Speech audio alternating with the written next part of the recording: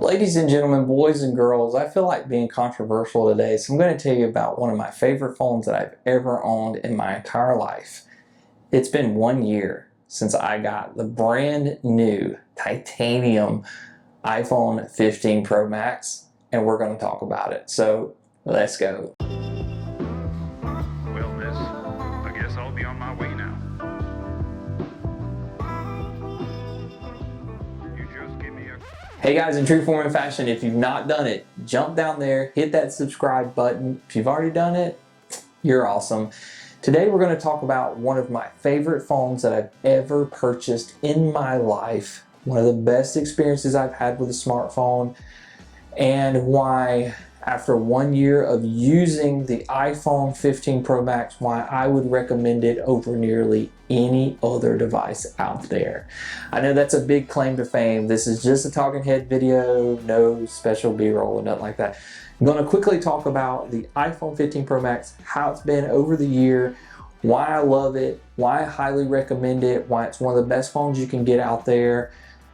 So let's just get started. First things first, it's design. Apple does design so good because they don't change. They do very little small minor things, if not anything, sometimes year over year. Last year they gave us titanium, which obviously is lighter, it feels better. But they did this thing on the back where right here where the frame meets the glass, it just made it ever so rounded right there. Getting away from that kind of sharp angled outer rim of the phone, that metal frame, and it feels great, feels fantastic. It made a huge difference, fit and finish in the hand, the feel of it. Apple has always had one of the best glass backs, matte glass backs especially. No different here, and the competition's kind of caught up to them. Samsung especially feels as good as this, maybe even a little better now, but Apple still does it unlike anyone else. You'll love it. You'll feel like you've got a premium device. You feel like this is worth every penny you've spent on it by the look, the feel, the fit, the finish, how good it is. It's just really solid. Still don't like camera shoved into a corner, but this is an iPhone thing. We've had it forever. It's no different. I still love how they do the glass, how it's ever so slightly raised, and then you get this kind of two-tone look to it, whatever, going from matte to glossy. You got these rings around it or whatever. That's really cool. Just good accents there. And then when you flip it over, gotta clean it off, it's kind of dirty. When you flip it over, you've got a great screen, and it's just typical kind of iPhone stuff. We're getting slimmer bezels day by day, year by year. We're getting slimmer bezels, but yeah, it's just an iPhone, but they just refined it so well. Out of the box, thermals were fantastic. Face ID, about the same. Haptics, about the same. This action button though, clutch. I have got mine for quick fire of the camera, and it's been fantastic. It's been flawless at how it works. It's worked great every time. I've gotten so used to it. I wish other phones had it now. I like the fact that these buttons are ever so slightly raised, but very clicky and very responsive. I don't like having volume and action and all on one side and having to reach way over here for my power. I wish they had a few things, like I wish I could double tap on the power to do something besides my wallet. Maybe Siri. I know you can hold it down, but I wish you could. If they have the capability for me to have an action button that I can program, why not let me program the power button too? It just makes a lot of sense in my opinion, but it's Apple. But outside of that, everything else has been pretty much really good, really great. I've enjoyed it. Thermals have been good. Power's been good. Cameras have been solid. Everything about it has just been reliable. It's like you don't have to think. You just open it. It just works. It's typical Apple stuff. The stuff that's always been an issue with working with Gmail and Google stuff, you still kind of have to fight sometimes, or Microsoft stuff you kind of have to fight sometimes, but everything else just works. It's got great notifications. It works great with an Apple Watch. It works great with a Mac. It works great with an iPad.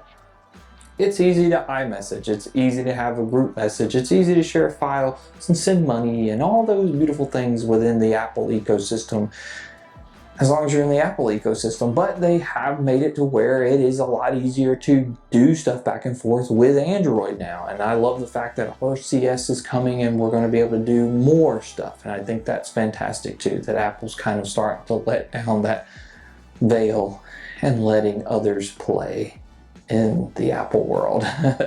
But guys, seriously, like, I've had a lot of iPhones. I've been pretty critical of them. This is by far my favorite iPhone I've ever owned. By far, it's been one of the most consistent experiences yet. It's been one of the few iPhones that I've had that hasn't just given me a ton of problems. I've seen them roll out updates for apps and updates on the phone, and I haven't really felt like I needed an update sometimes, and I've gotten it, and it just seems like the phone just gets better and better and better. It hasn't degraded on me. It feels just as fast as it was a year ago. The power is the only thing I've noticed, is it seems like my battery just is terrible now. Not really, it lasts the whole day, and who cares after that. But it's just a good device. It feels good, it looks good, it's solid, it lasts all day. Everything has just worked. It's just worked. It's just been reliable. It's something I just can have in my pocket and know it's going to work. There's some things they could work on. I think they could get better antennas and have a stronger signal out of this thing. I think they could have better battery. I think that they could have better cameras. There's a bunch of stuff, but everything that it has is good and usable. And I think they have found a good sweet spot when it comes to the price points. I don't feel like I overpaid for this device, like some of my Samsungs that I've got, or even my Pixel Fold from last year. While it's not a budget machine like OnePlus, which gives you a lot of stuff too, I still feel like I trust this a little bit more. I do feel like it's a more premium product. I do feel like I really like this in the hand. It feels solid, it feels good. It's just been a really good phone.